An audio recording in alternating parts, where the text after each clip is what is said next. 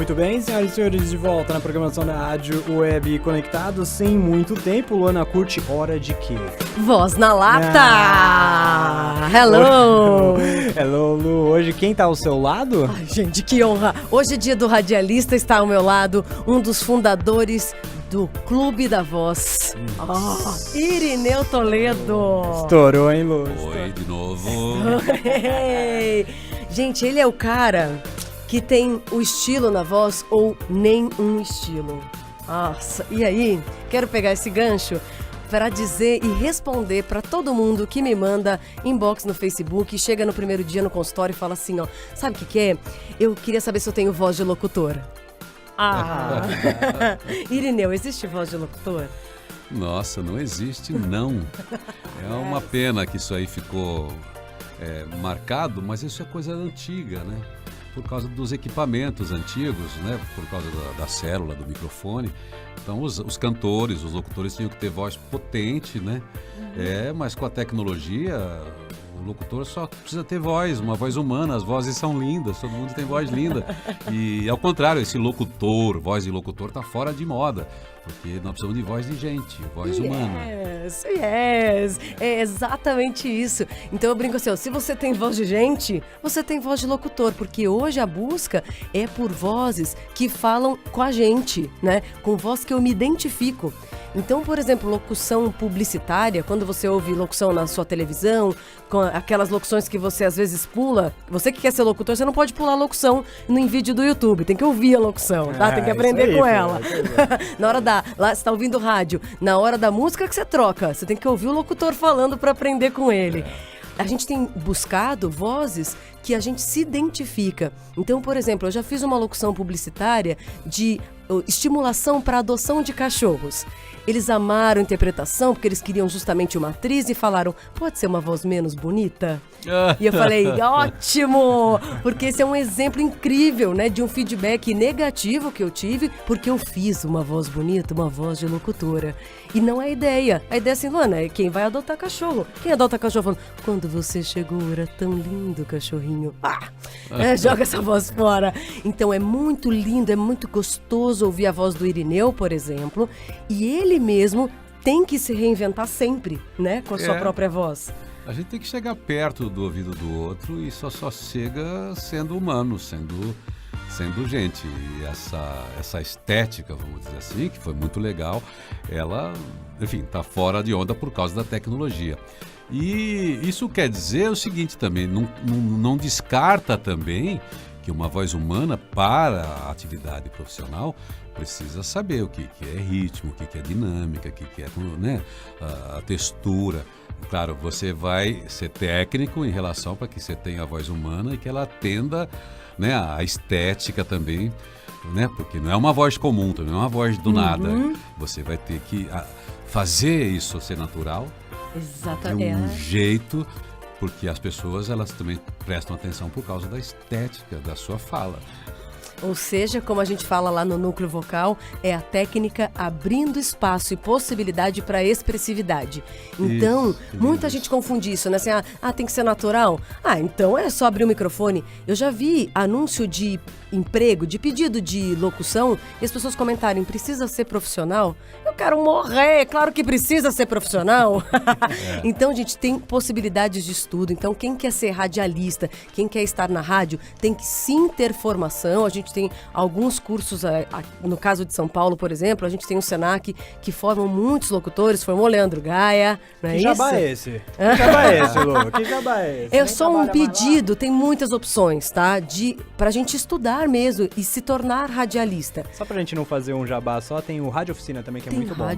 Muito legal, do Ciro. Também. Exatamente. E a gente falou do Sérgio Fialho aqui nos bastidores, né? Sérgio Fialho também tem feito um trabalho de formação de locutores. Então, ou seja, é preciso estudar, é preciso ter conhecimento de técnica, ter conhecimento de público, saber com quem você está falando é crucial para saber com que voz você tem que falar isso, né? Então, a voz de locutor, ela depende da voz do ouvinte, do que o ouvinte quer receber, quais são as necessidades desse ouvinte.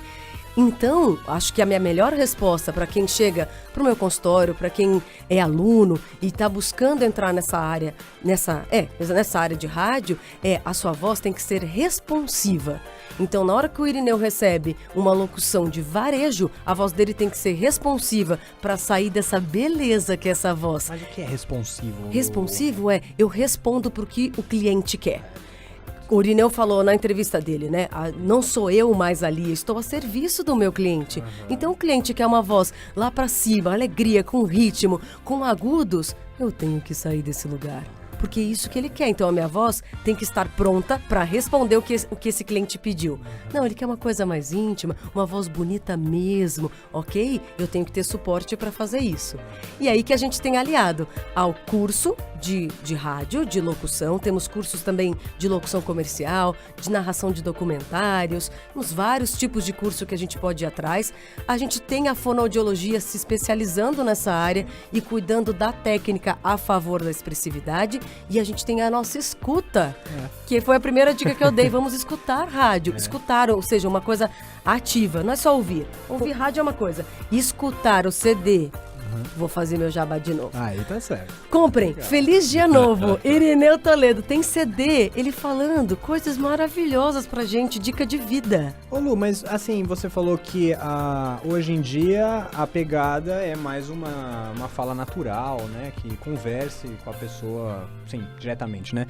Qualquer tipo de linguagem normal ou não? Você precisa falar mais cadenciado? Como é que... Vale qualquer coisa? A linguagem também depende do ouvinte.